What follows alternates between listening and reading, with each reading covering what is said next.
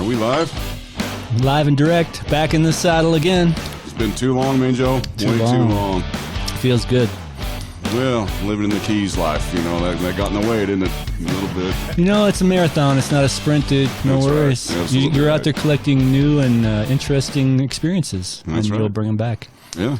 And we've got a new and interesting experience today here, don't we? I read up a little bit on our guest today before I came out, and I think you may have discovered a modern-day Mark Twain. I think so. As close to a living Mark Twain, at least that Utah can offer. You know? Help me welcome our guest, Will Bagley. Will Bagley, brother of Pat. That's my claim to fame, and I'm proud of it. Awesome. Thank you so much for joining the Two Joes podcast. And he's my... I like to refer to him as my younger, smarter, better looking, and more talented, and taller younger brother. And you have a third brother, I think, Kevin, you mentioned. We do, and we have a sister in Maui. Maui, very nice, yeah. And are all the kids as accomplished as you and Pat? They all have their angles, and my sister's a very good businesswoman, which I'm not, both in terms of gender and in talent. But we were raised in a really creative environment. Okay. And both my mother and father were truly funny people. But I often think Pat's a lot more like my dad, who was a politician. He became mayor of Oceanside, California. Right. And he was a very balanced, philosophical type. Mm-hmm. And my mother was absolutely crazy. And I think I'm a lot more like my mother than certainly Pat is. Mm. Well, it was interesting. Main Joe, this is the first guest we've had where they asked me to go and pick him up. Or he asked me to come pick him up. And the conversation on the way back did not drag one bit. It was interesting as hell. So I'd kind of like to dive into that, Will. The first thing that leaped out to me in your Wikipedia page was a river raft trip that you took. Yep. And let's start with the raft that you made yourself, didn't you? Did you make this raft? We built it. Oh, okay, it was you and somebody. Who was we, if I may? Well, we started out with 6 people who were... First of all, I need to mention my girlfriend, Susie. And I had been pursuing Susie since I was in the 3rd grade and moved to Oceanside, California. When I finally caught her in 1969, and we marched in the People's Park March at Berkeley. Wow. And I hope that what the book does is capture the spirit of the times. Which book? River Fever. It came... Okay, I started writing River Fever in 1969, and it was published last May by Signature Books. Congratulations. This is an autobiography, if I... It's titled River Fever, Adventures on the Mississippi, 1969 to 1972. Oh, okay. So it was a 3-year journey on the river. Just the early years. Well, it was... misadventures. two trips on the Mississippi, but it's also a coming of age story, because what do you know when you're 19? I didn't know everything. You know everything. Well, everything and nothing. Yeah. Exactly. No. And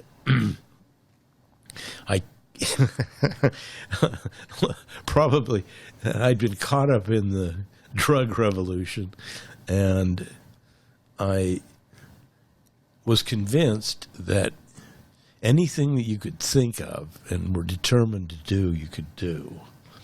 And I was reading Huckleberry Finn in the redwood forests of UC Santa Cruz, and it just hit me. The Mississippi's still there. It still flows south. You could go back and probably take a raft down it. So you built a raft. We built a raft, and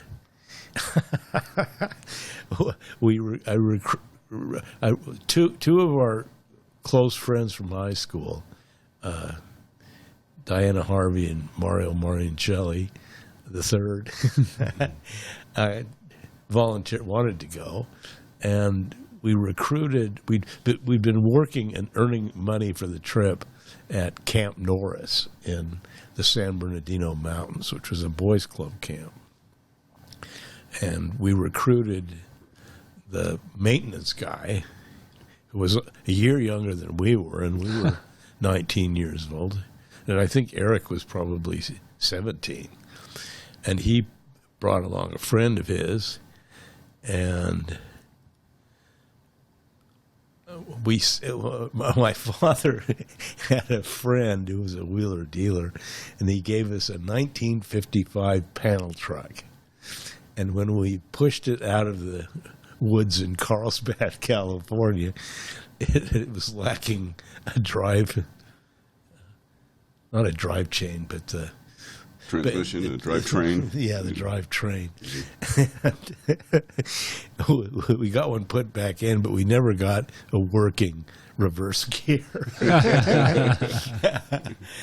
And it was one of those old great R-Crum belly monsters, and it topped out at about 50 miles an hour.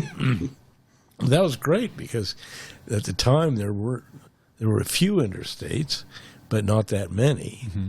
And we set out from UC Santa Cruz and drove across what became 80. It was 40 at the time, I think. But like many of these great old American monsters, the Chevy broke down regularly, and we were constantly tinkering with the transmission, and we got laid up in Battle Mountain, Nevada, which proudly advertises itself as the armpit of America.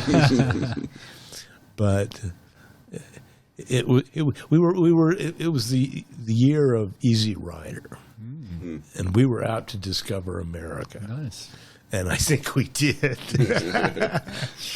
But we got back to luck plays an awful big part in all our lives. Yeah. We've been talking about that. And I like to call myself the world's luckiest historian. And without my tremendous luck, I wouldn't be here. But it's funny to think about all this stuff. And ponder how the hell did I survive it? I hear you. Yeah. But I'd come to believe that if you could have a dream and work at it, you could make it happen. Absolutely, yeah. And in some ways, that's exactly what my life's been about. Well, some people say you make your own luck. Well, Thomas Jefferson said it best, I think. It's amazing. The harder I work, the luckier I seem to get. There's a lot to that. Yeah. But at the same time, you can't beat luck. Yeah, I've experienced a lot of it recently. Yeah. And I have boasted about being the world's luckiest historian. And now, as I'm looking down the gun barrel at 70, I'm starting to think maybe my luck has run out because I'm not aging well. And I always, as a young man, of course, I never thought I'd make it to 21 when I went down the river the first time. And then I was convinced I'd be dead before I was 30. And the next thing you know, I'm looking down the gun barrel at 70, and there you have it. Well, growing old is a privilege denied to many, so congratulations. Well, it's the pain that I don't enjoy. Yeah. Well, back to the river trip then. Let me get clarification here. So you were in college when you built this raft, or yes, before college? I was at UC Santa Cruz. So you were in college. This is something you were working on during the summer, and you're going to take it. You're going to build it and take it down the river in this summer. Summer of '69. We were going to make the money at Camp Norris. All right. And then through dumb luck, I had contacted John Adams, who was the manager of the Sunset Marina the biggest marina on the northern Mississippi River. And I'd written him a letter, because that's how we used to communicate. Back in the day, yeah, I remember letters. And he said, well, come on out, and if what you build is safe, I'll launch it for you. Wow. And so we show up in Rock Island, Illinois. Did you get this truck all the way there then? We did, just barely, but we With did. your disassembled boat in the truck, I assume? No. It was assembled. We bought the parts in, Oh, so you bought all the parts you thought you would need. which was lumber. We bought 2x10s to frame up. What we did is we built a wooden raft, a big frame that was 8 feet wide and 28 feet long. Wow. That's You weren't messing around. And it had 2 bays on either end that were designed to hold 55-gallon oil drums to supply flotation. And there were 9 oil drums on each side. And it was a pretty easy, simple design, and we were able to put it all together in about 4 days. Oh, wow. And John Adams decided that it looked river-worthy. And we'd picked up an ancient Evinrude outboard motor at Camp Norris. But Adams took a look at that, and he goes, no. And we were thinking, well, we'll just pole it down the river, like Huck Finn did. There you go.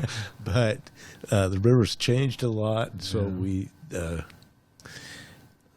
bought a 28 horsepower Johnson Seahorse engine, and worked up a mount to mount it to the back of the boat. And Eric rigged up a series of pulleys so we could sit on. We built a cabin that was 7 feet by 10 feet, 12 feet, 7 feet by 12 feet. And we could sit up on top of that and use our joystick to navigate. Wow. And it would turn the... So you could control the seahorse. rudder essentially from on top of this structure you built on the raft. It didn't have a rudder. It had a Johnson Seahorse. But that would keep it pointed in the right direction, keep it moving. And what we learned was that the Mississippi River is a heavily engineered main transportation source for the United States. Yeah. And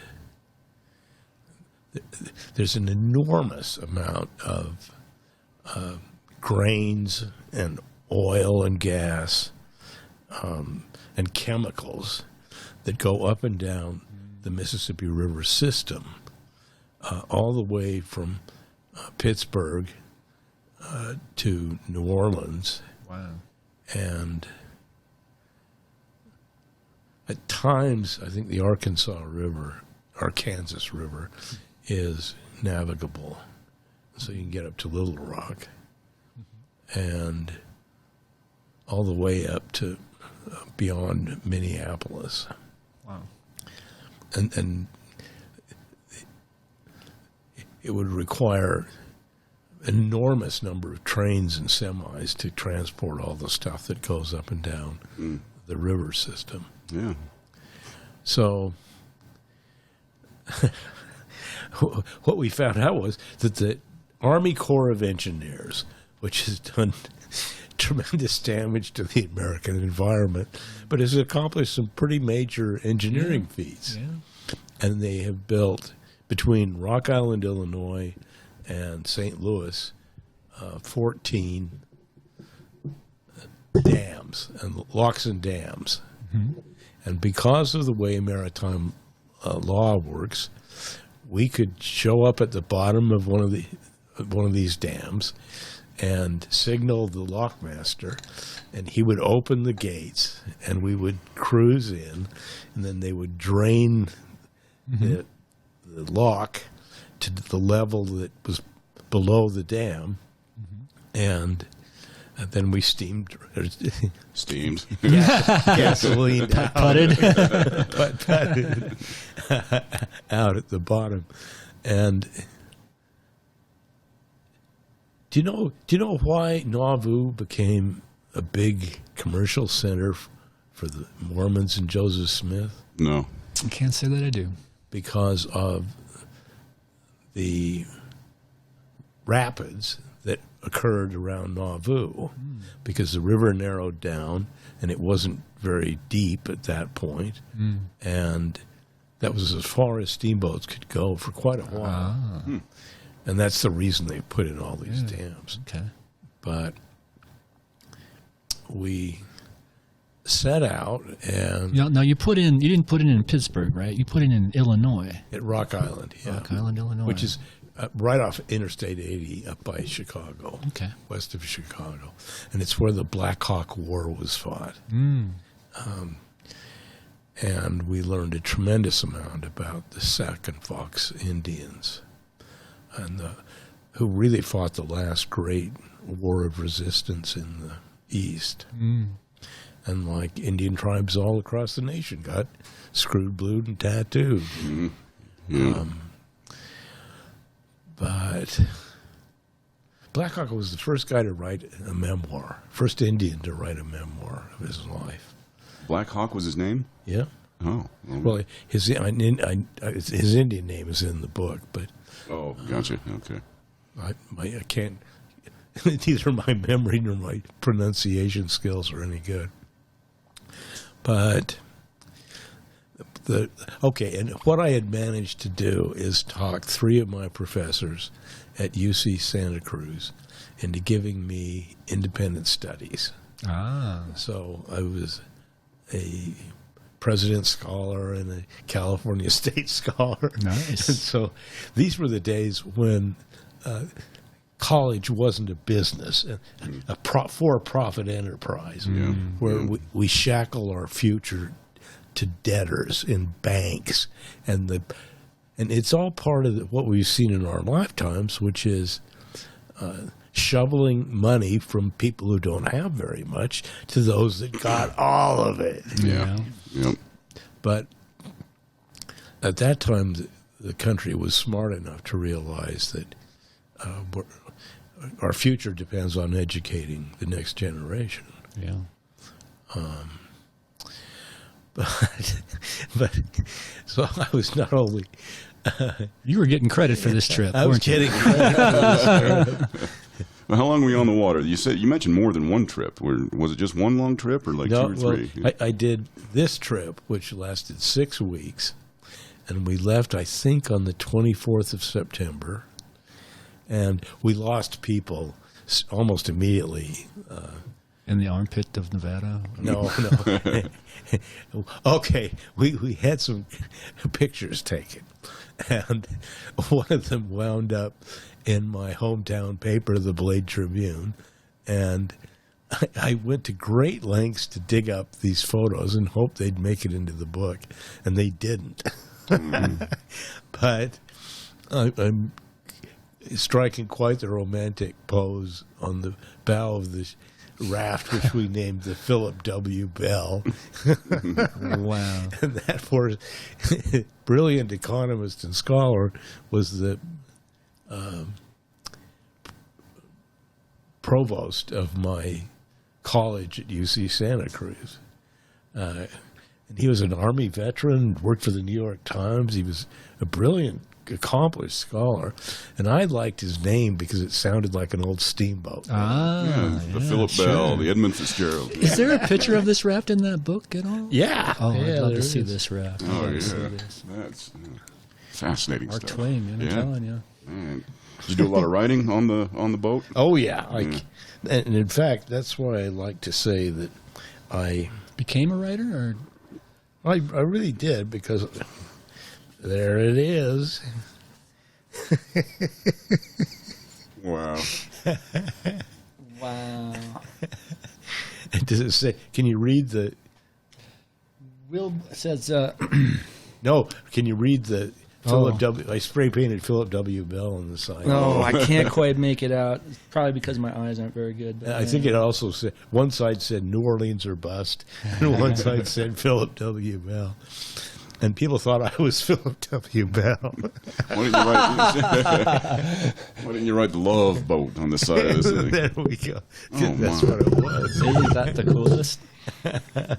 That's awesome. Will Bagley steering the Philip W. Bell near mile 813, the river Styx. The river Styx. Okay. Let's see, on October 16th, 1969, courtesy Martha Goodale Pretzer. That doesn't look like a very sturdy vessel, but... How many 55-gallon barrels did you say you had on that thing? 9 on each side. 9 on each side. That's a lot. My dad built a raft. I'm from Minnesota, and so I grew up on on Sundays we'd go to the lake, right? And we had a little lake lot. And my dad built a raft for us to jump off of and all that. Sure. And he had 55-gallon barrels. He built his own raft, but it only had 4. So I can't even imagine having that multiplied by 18. 20-something feet. That's just crazy. And going down the Mississippi River, we were just playing on it in a lake, you know? Yeah. That's wild. And plus you built a structure on it. I mean, that must have been heavy as heck, man. Oh, the raft was. No doubt about it. And then it makes me nervous for you that you had no rudder. Yeah. If that engine conks out on you, then what? Well, that happened a couple of times. And it was only by that luck, the skin of our teeth, that we weren't run down by A barge or... a barge, yeah. Or did you see any steamships? I doubt they had any back then. They were probably... Well, we did. When we got to Baton Rouge, but by the time we got to Caruthersville, Missouri, we had lost everybody in the crew except me and Susie. Wow. And partly it happened when we had many storms, of course, and the top of our water barrel got blown off. And not having the good sense to pour out all the contaminated water, we kept using it and got dysentery. Oh, man.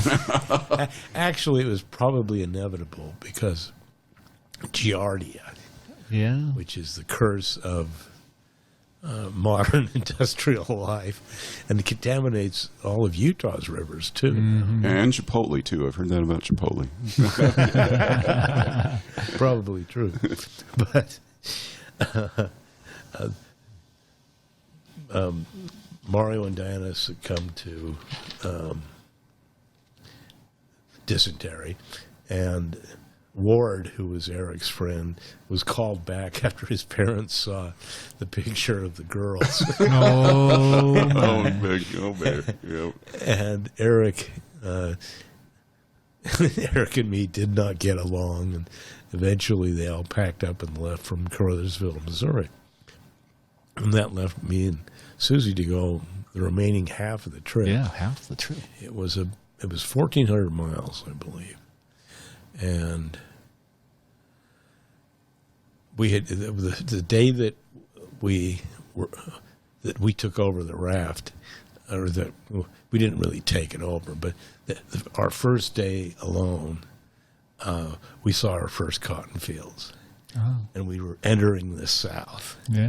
And when we got to St. Louis, that's where we ran out of dams, and we encountered what's called the chain of rocks.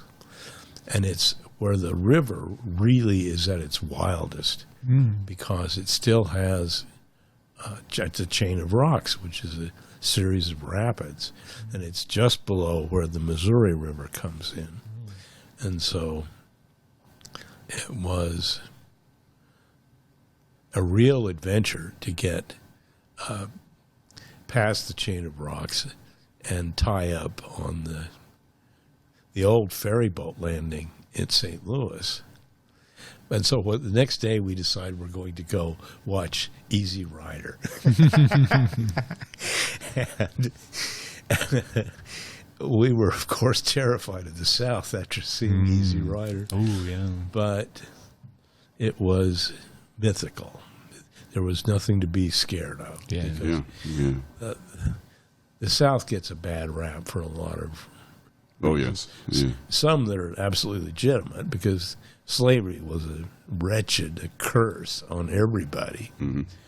But Well, if I may, one of my favorite authors said the same thing, Will. Christopher Hitchens. Did you read? Yeah.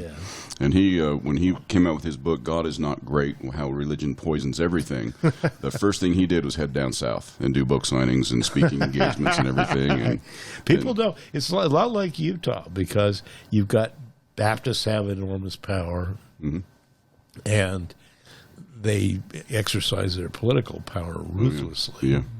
Well, when he would head back up north, he would say about the people he met down south, they are much smarter than you think they are. Much. In fact, he told a funny story that the place where he wanted to do the book signing and the speaking engagement was too small, so they had to move it across the street to a church. And here he is touting his atheism book, and afterwards the pastor came up to him and says, Hitchens, damn you, this church has never been so full. There you go. That's great. So what? How would you at night? Then would you just anchor, or would you go tie off on shore or something like that when you were sleeping? Or Well, where there were islands, we would try to get into an inlet where we had sheltered water. But the farther south you go on the Mississippi, the more it becomes an industrialized river. Yeah. And it's heavily industrialized. But we had a pretty good current going for us, and most places we could find some fair anchorage, and we'd go from town to town, and most of them had places to tie up. But occasionally we'd be caught with night coming on and no good place to tie up, and I'd go ashore and drive a stake into the sand and hope it held. Yeah. and it didn't always hold. We Wow. woke up one night going around and around in an eddy, Wow. but we were young and dumb and lucky. Yeah. Well, I'm 50, dumb and lucky, so yeah. A question just hit my head and I forgot it already. Dang it. Oh yeah. The romantic part of what you're talking about. You know, Yes. everybody who's never done it think, oh, the adventure, the romance, the living life and all that. But then if you go do it, then you'll experience the dreary day-to-day work crap that you've still got to deal with. And it's not all romance and adventure and this. And it's just, you know, it's I'm sure you're glad you did it, but I'm sure there were a lot of things you went, whoa, this sucks. What were some of the worst things? Other than getting caught in an eddy in the middle of the night. Actually, it was romantic. Yeah. It really was perfect. You never got bored? It was just No. always exciting and wondrous. That's awesome. There was always something coming up That's the so river. cool. That's so cool. And there were thousands of towboats, is what they call them. They're the modern equivalent of steamboats, and they have towboats, which are actually push boats. They push these enormous collections of barges, Right. which are about 150 feet long, Yeah, they're and quite 75 huge. feet. Not very maneuverable. No. So if you have one of those guys coming up river at you, Oh, yeah. things got interesting real quick. Huh? And I spend a lot of time talking about the men who work on these boats, and now women work on them too, and actually are captains of some of them. What a dangerous job it is. Oh, yeah? And I've often wondered, I think I had a chance to become, work on a barge or a towboat. And I've often wondered how different my life would be if I had done that. Yeah. But life is about the choices you make. That's right. And for us, we were 19. I was wildly in love with Susie, and she was in love with me, and we were having just the time of our lives. Yeah. And it really was a rite of passage. We were two college kids from Southern California, and we knew nothing beyond the commercialized, spoiled life of kids from Southern California. in the late 60s. So it was fun.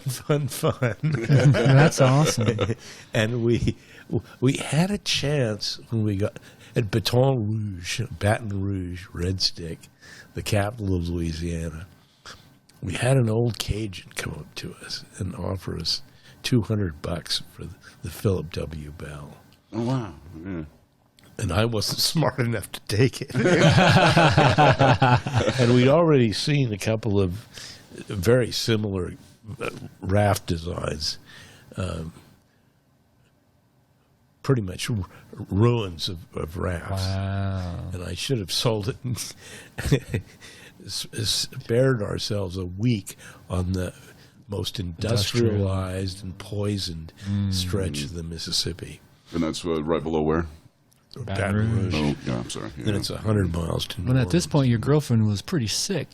No, we got better. Oh, okay. So she never left you. You guys completed the journey Together. Wow. And That's so awesome. when we set out from Baton Rouge, the river current stopped because it was backing up from the Gulf of Mexico. Ah, yeah. And so we had to rely on the engine, which was getting a little long in the tooth. And we encountered troubles like the shear pin and the propeller broke at Plaquemine Parish. And I had to hike into town and figure out how to get a replacement for it. Oh, I thought you were going to say you bought a really long pole. No, because there were ocean-going ships coming up to pick up petrochemicals from Baton Rouge. And Baton Rouge is the capital of Louisiana. Mm-hmm. The state capitol building was built by Huey Long. Oh, yeah. The founder of a political dynasty and the character in All the King's Men, which is maybe the greatest American political novel. And he was shot, he was assassinated in the foyer of the state capitol. Wow. But we went up to the top of it, and you can see for miles and miles in Louisiana because the last hills are 100 miles north of there. And you could see emerald green pools and purple pools. Wow. And, this is 1969, before we have an environmental protection agency or anything. Yeah, we were still running leaded gas back then. Oh, yeah. And Thank you, Richard Nixon. and, well, there wasn't much he could do about it except veto it. And he wasn't going to. Well, I mean, he gave us the EPA. He started the EPA. But the Democrats who had run Congress since FDR, they were going to make sure that something happened before all of our rivers in the east caught fire. Like the Cuyahoga did in Ohio. Mm-hmm. But you could see, literally, the impact of industrialization, unfettered rape of the land and resources. Indeed. And so now we're traveling along what is basically a big ditch. On both sides of the river are revetments, which are pavement, basically, that is installed and maintained by the Army Corps of Engineers. And so at night, we really didn't have any decent place to find refuge. And it was a hell of a week, and finally, it seems I got out on the, I think I was naked, and I got out on the back deck and started trying to start the engine, and it wouldn't start, and I finally got it going, and then climbed up on the top. I must have had clothes on. But we started running into New Orleans. And a towboat coming up the river, the pilot announced to me, it said Rock Island, Illinois on one side of the raft. And the pilot read that and he goes, "Congratulations." And I realized we made it. We did it. Wow. 1,400 miles. 6 weeks. And now we're here. And it's on Thanksgiving. No, not Thanksgiving.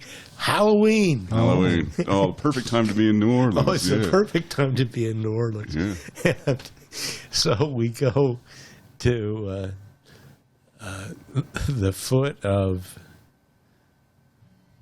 the French Quarter, and we tie up and go up to the Café du Monde, which has the world's best beignets. Absolutely. Been there. Cup of coffee. And so that's...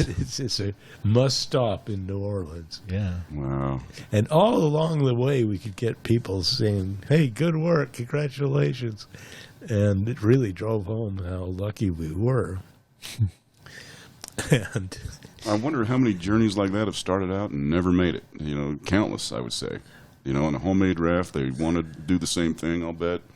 You're one of the few that made it. I think probably most people who were really determined to do it.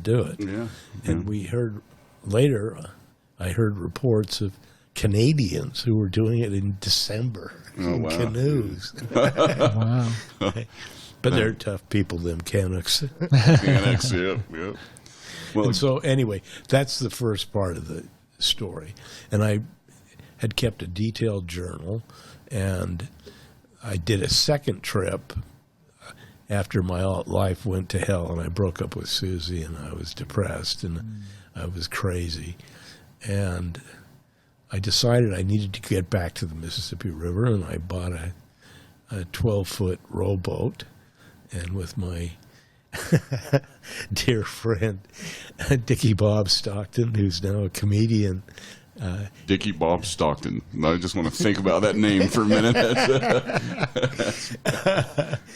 And he's now a noted comedian. He's played Salt Lake, and he has a show called Planet Cruise in Santa Cruz. And if you want to look at good comedy, I mean, this is what passes for comedy these days on TV and all is, I find, sadly disappointing. But this is truly funny comedy. How many comedians these days are not funny? All of them. Now, there's some really good ones out there, but not many. Not many. And so we drove my rowboat back to the Kentucky Dam on the Tennessee River, and I set out, and the rest of the book is about that second adventure. And it's all told from the first days of that second adventure. Once again, listeners, the book is River Fever by Will Bagley. Available now. He has a copy here. And we're going to wrap up our first segment. That was a good one. Yeah, and let's do that. I'm going to put a link in the description below on his Amazon link. He's got lots of books to peruse. Yeah, Put it to Ken Sanders' Rare Books. Okay. Let's sell local. Yeah, Yes, okay. yes. That's Jeff- a great idea. I Jeff saw the King's Bezos. English. Did you? You must have done a book signing out And there. they have it. Do King's English Okay. and Ken Sanders. All right, I'll do that. Let's sell the book locally. That's a great idea. Yeah, Great idea. shall do, indeed. Awesome. Well, thanks again to Will Bagley for a segment. We've got a little outro music going on. Listeners, thank you so much for joining the Two Joes podcast. We'll be right back.